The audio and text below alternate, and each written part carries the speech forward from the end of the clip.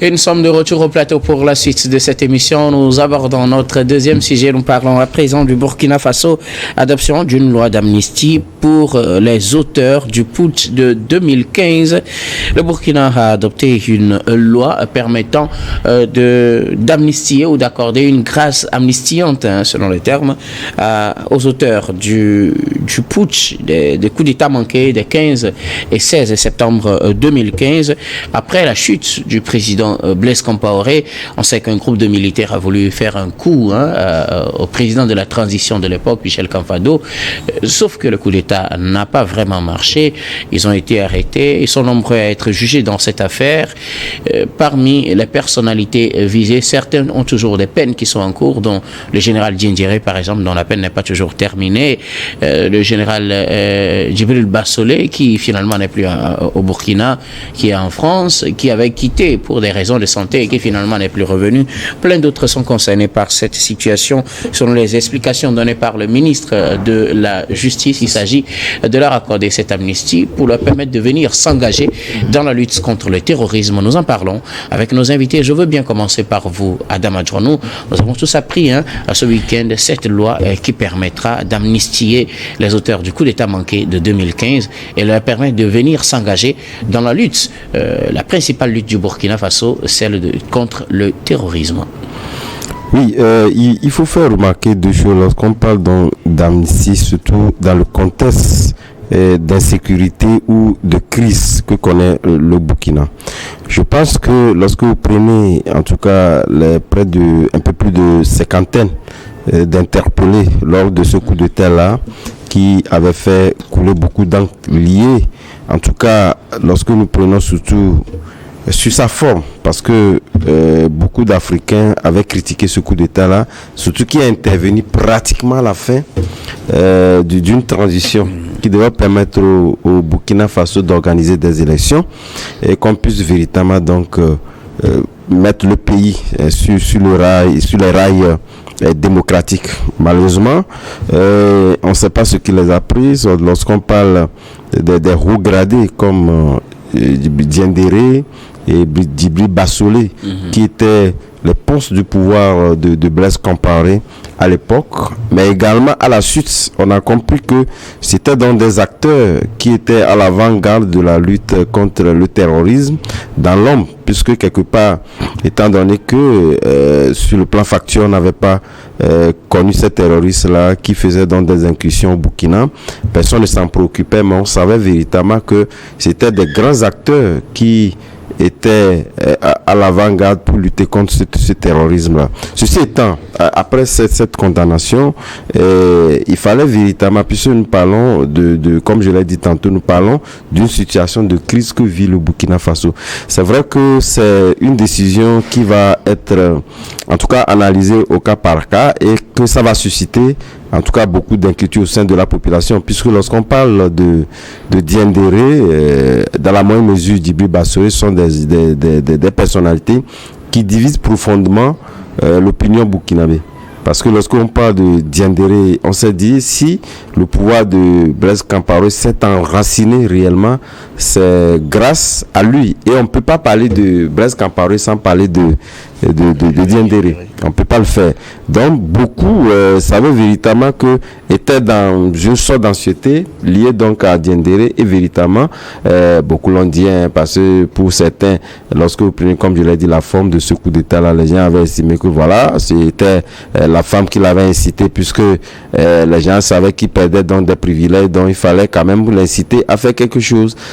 Mais bon, qu'à cela nous tienne, nous savons lorsqu'on parle de la République, il faudrait quand même qu'on ait des gens qui ont de fortes personnalités à pouvoir maintenir debout donc la République. Malheureusement, ils ont pris le mauvais côté de l'histoire et aujourd'hui la condamnation de cette personnalité de figure de proue qu'on connaissait donc au Burkina Faso suscite assez de réactions. Maintenant, cette décision étant prise, moi je pense que quelque part, il faudrait transcender certaines difficultés et transcender en réalité, en tout cas, rendre le mal par le mal et que le Burkinabé puisse donc regarder le Burkina en face et dire véritablement que est-ce que nous avons besoin de ces personnalités. Je pense que c'est ça juger le pouvoir actuel en disant véritablement si nous avons des gens qui sont toujours dans les genres dont nous pouvons quand même faire usage dans la lutte contre le terrorisme, est-ce qu'il ne serait pas opportun donc de pouvoir d'en faire quelque chose pour la libération?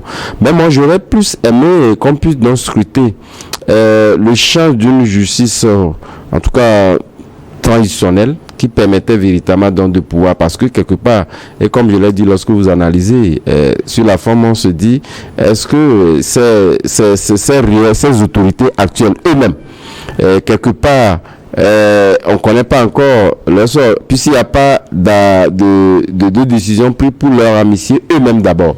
Maintenant, eux, ils amicient quelqu'un qui a fait un coup d'État de 2015 qui a été condamné.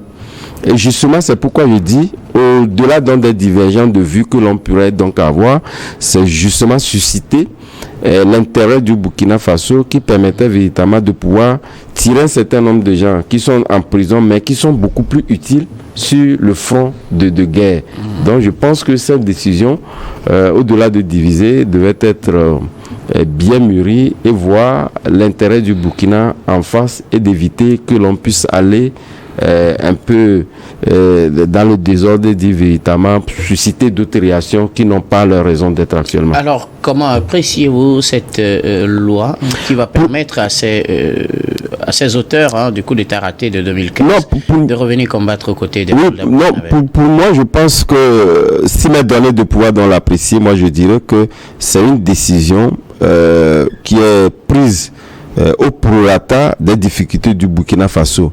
Et tel que nous avons des Burkinabés qui peuvent permettre aux Burkinabés de lutter contre le terrorisme, de pouvoir donc vivre en paix, pourquoi pas. Et donc, ce qui est fait aujourd'hui, de mon point de vue, est bien, mais au-delà de ça, est-ce que c'est la bonne formule de parler donc de l'amnistie? Voilà pourquoi moi, j'aurais bien voulu qu'on puisse avoir une justice transitionnelle qui permettrait donc à ces gens-là, pour que demain, après cette décision-là, que cela ne suscite pas d'autres réactions, et juridiquement parlant, qu'ils puissent donc prendre en porte-à-faux cette décision-là et pénaliser ceux qui la prennent aujourd'hui. C'est une décision, on parle d'une amnistie, et donc juridiquement, on ne devrait plus compter toutes les condamnations. Oui, ce que vous dites est vrai si nous restons, mais on ne peut pas trouver à chaque acte humain des motifs judiciaires.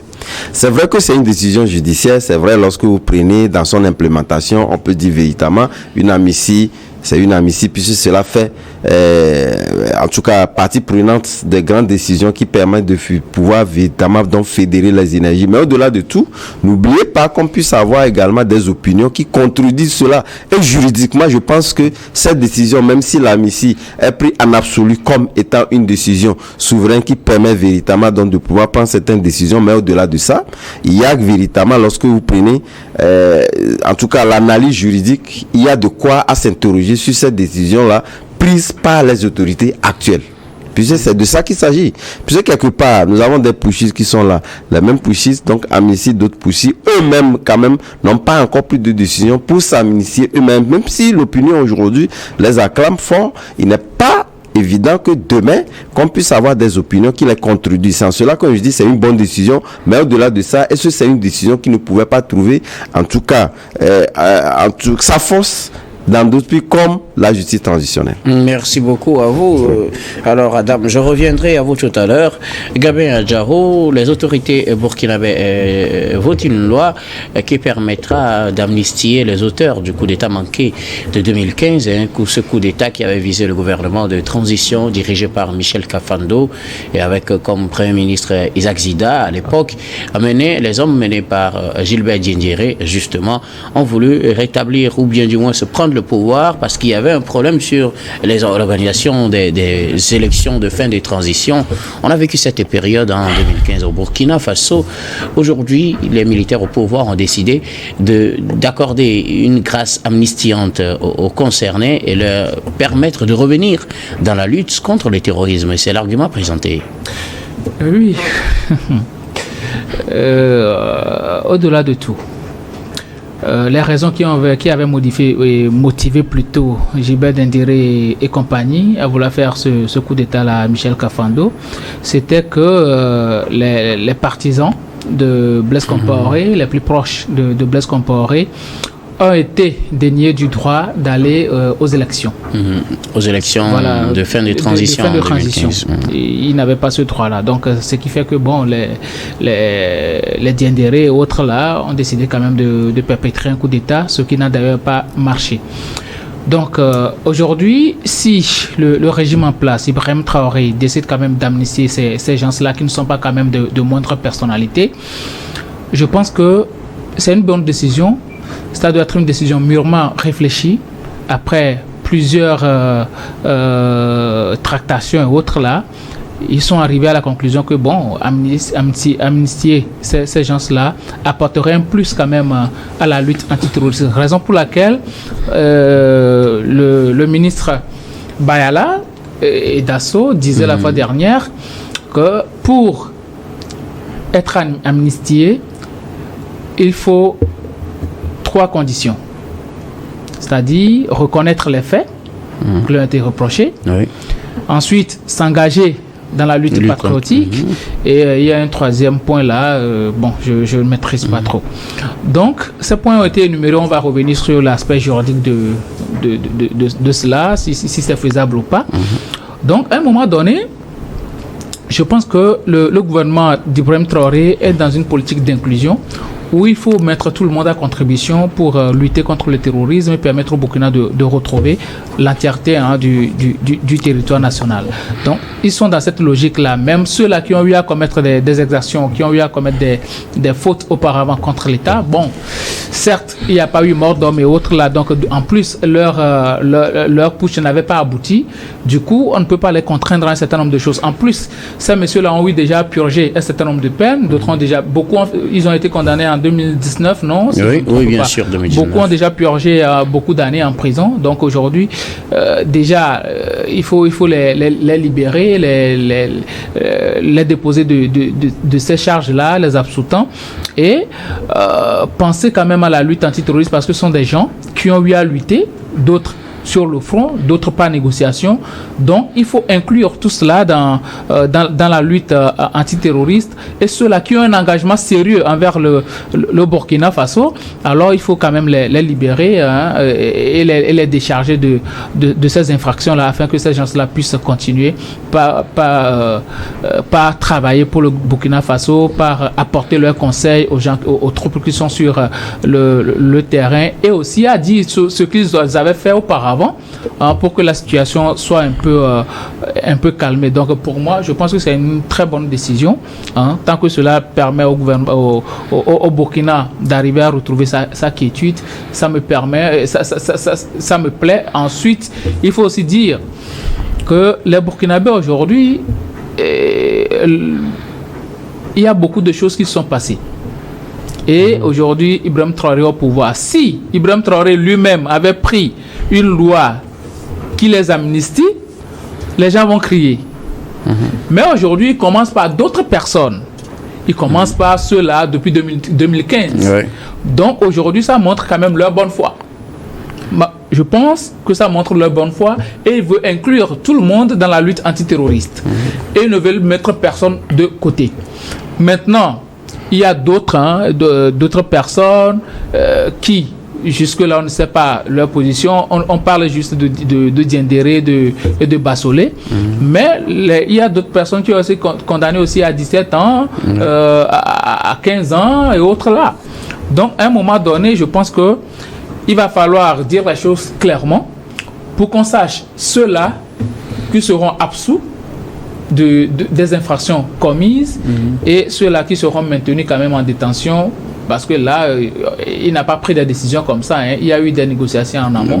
Et il sait très bien que certains ont pris l'engagement ferme de s'engager dans la lutte antiterroriste et de respecter le régime en place actuellement. Parce qu'à un moment donné, il y a certains qui ont eu à faire front contre le régime de Ibrahim Traoré. Donc aujourd'hui, il va falloir que on sache réellement ceux qui ont accepté être sous l'autorité d'Ibrahim Traoré et compagnie et ceux-là qui vont continuer par accroupir en prison. Encore que la loi d'amnistie, ça prend en compte beaucoup de choses, beaucoup d'infractions. Une loi d'amnistie est impersonnelle. Je pense qu'on va revenir sur ça. Ça ne vise pas une personne, mais ça vise quand même des infractions.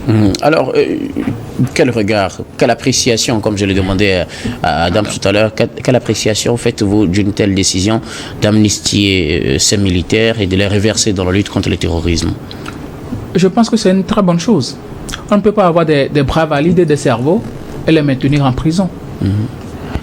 Même s'ils ont été reconnus coupables d'atteinte à la sûreté de l'État. Ils ont été reconnus coupables, ils ont été condamnés. Maintenant, le président a quand même il y a des dispositifs juridiques. Le président a quand même le pouvoir discrétionnaire de les gracier ou bien de passer par le Parlement pour les amnistier. Donc, c'est ce que le président est en train d'utiliser actuellement. S'ils n'avaient pas été condamnés, alors là, on parlerait d'arbitraire.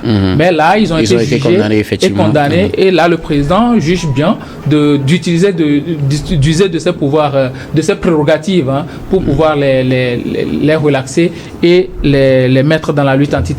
Donc je pense que c'est une très bonne chose. Alors, Adam Adjaranou, le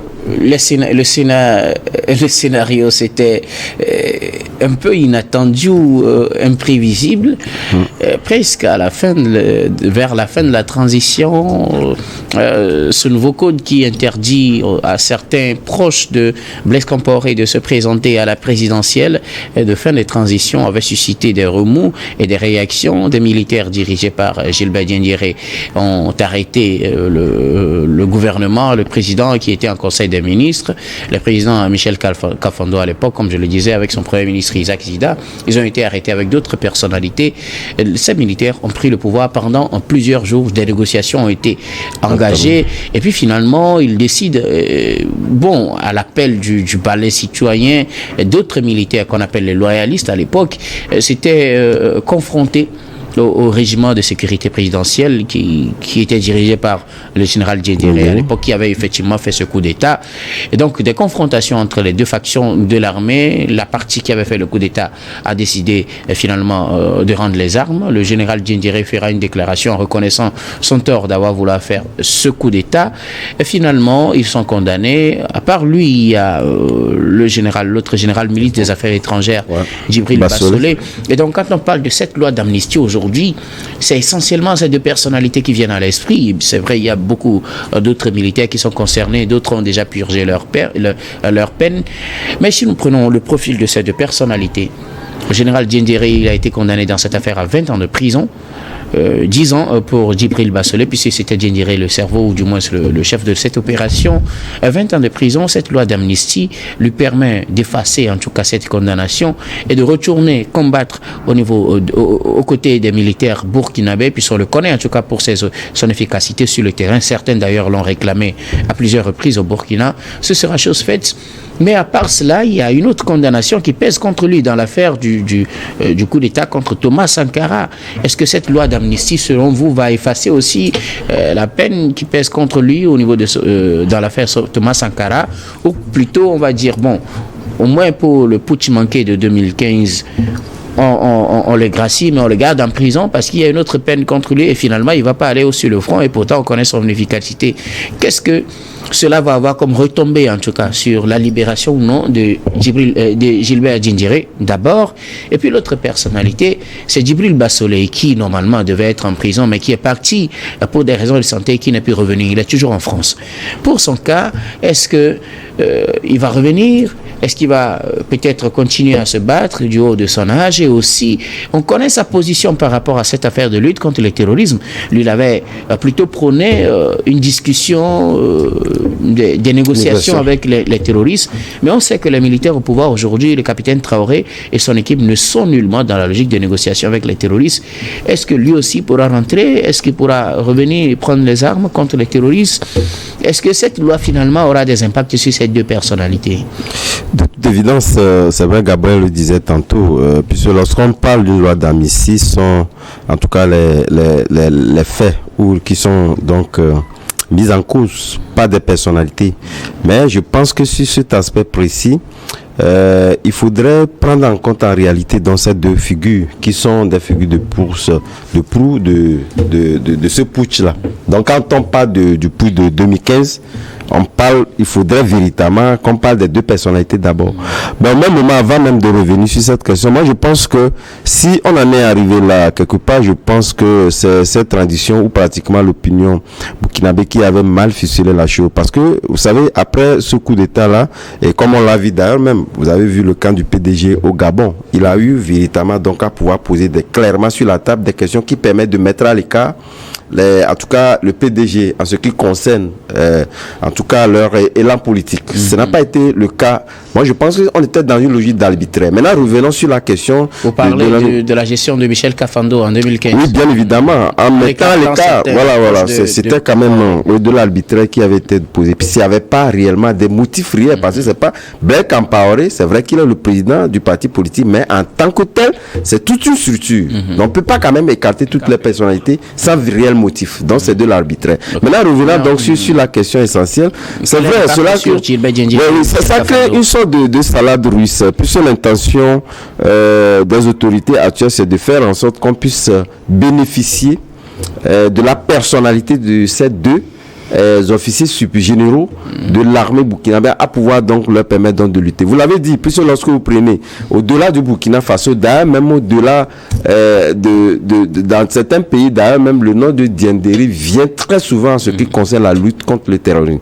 Puisque c'est vrai, la position de Diendéré n'est pas aussi loin de la position du ministre des Affaires étrangères, notamment le général Bassolé, et c'est ce qu'a même prôné le président déchu du Niger, qui avait déjà commencé même pas à porter des fruits en ce qui concerne la négociation avec les djihadistes. On nous a dit par le passé, c'est vrai que même si nous n'avons pas des éléments d'appréciation assez profonds, on nous a dit que c'est ce qu'appliquait Blaise Compaoré en faisant en sorte qu'il négociait. Puisque certains disaient même qu'il y avait même, en tout cas, des négociations pécuniaires en ce qui concerne donc ces terroristes, ce qui faisait que le Burkina devait se confronter à ce problème il y a longtemps.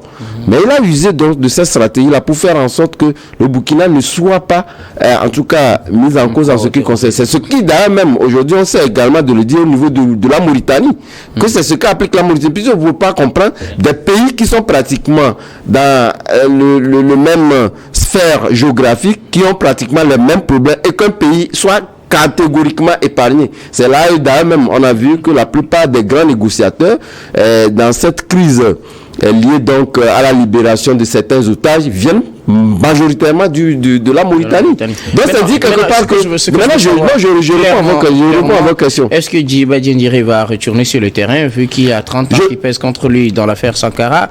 Est-ce que Djibril va revenir sur le terrain, vu que lui veut qu'on discute avec les terroristes et que le capitaine Traoré n'est pas pour une négociation avec les terroristes? Non, c'est la majorité. Puisque vous savez, le capitaine Traoré, à un moment donné, il avait le sang-froid, il veut lutter. Mais aujourd'hui, nous savons que ça s'enlise. Ça s'enlise beaucoup, mais même s'il y a toujours cet engouement, cet engagement à lutter, on sait véritablement qu'il faut préserver des vies. Et donc, quelque part, aujourd'hui, il faut écouter les autres. C'est ce qui lui a amené à prendre cette décision-là, qui, à mon point de vue, lorsqu'on en rajoute à sa condamnation de 2021, je crois, si j'ai bonne mémoire, fera en sorte qu'on puisse donc arriver à cette justice transition que moi j'aurais préféré, qui permettait en vérité de mettre les deux aspects sur la table et de ne pas faire le cas par cas pour lui permettre en réalité d'aller lutter ou d'aller négocier avec les terroristes. Maintenant, vous l'avez évoqué, parce que lorsqu'on parle de 2015 est passé avec cette loi d'amnistie, il faudrait en tout cas, par autre loi d'amnistie, aller en amnistie. Donc je pense que on va revenir sur la question de la justice transitionnelle qui permettra véritablement de reconnaître le fait de demander pardon et de pouvoir donc réintégrer en tout cas les effectifs, sinon de pouvoir contribuer à résoudre ce problème-là. Pour vous donc peut-être une justice transitionnelle avec une amnistie qui va concerner également le putsch, le coup de 2015 et de 87 contre Thomas Sankara. Tout à fait. Pour permettre à Diendéré d'être résolument libre et de pouvoir s'engager aux côtés dans la lutte contre le terrorisme. C'est votre point de vue. Alors, Gabin Adjaro, Diendéré, il est condamné dans deux affaires. Celle du putsch de 2015, putsch manqué de 2015. Ça, c'est ce que prévoit cette loi d'amnistie. Mais il ne faut pas oublier que l'homme a été également condamné dans le coup d'État contre Thomas Sankara en 87. Est-ce qu'on va trouver un mécanisme pour le libérer? Parce que si on l'est seulement pour 2015, Diendéré ne pourra pas sortir.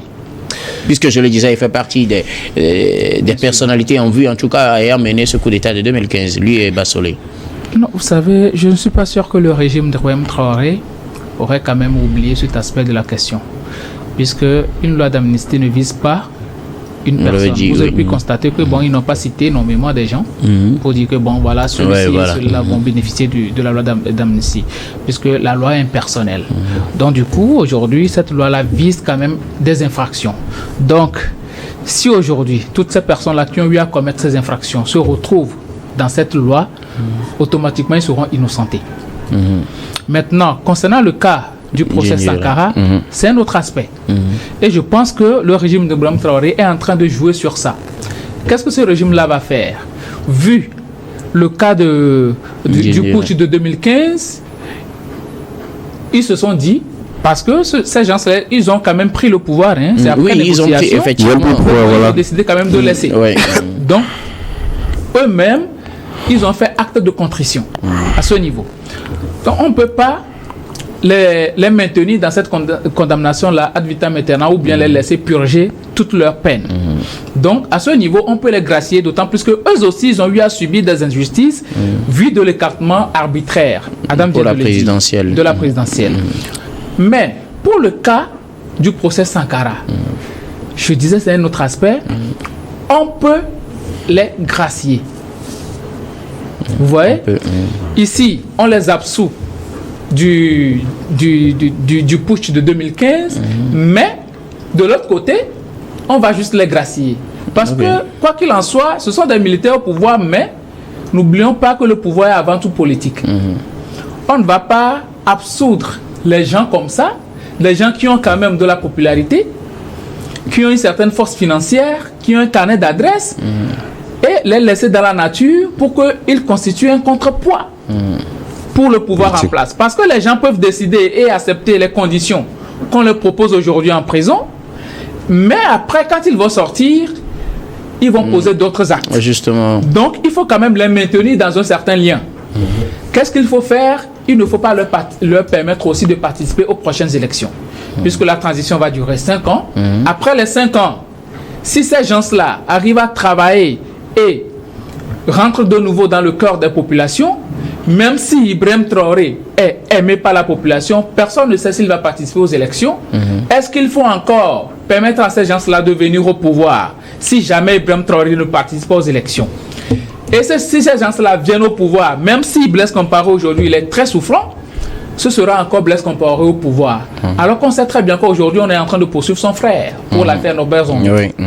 Donc ce qu'il faut faire aujourd'hui, c'est d'absoudre ces gens-là du putsch de 2015, mais après, si on veut véritablement encore les utiliser dans la lutte antiterroriste, on va les gracier, ils vont sortir, mais ils ne seront pas, ils n'auront pas quand même la possibilité de faire des activités politiques.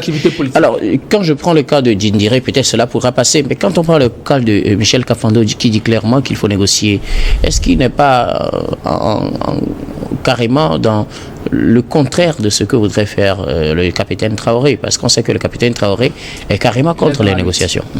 Oui, vous savez, dans la loi, selon le communiqué, il n'y a pas de nom qui a été donné. C'est pourquoi je dis que c'est les deux personnalités en vue. Il y a certaines personnes qui n'ont pas accepté les conditions proposées, et ces personnes-là seront laissées en prison, ils vont purger leur peine.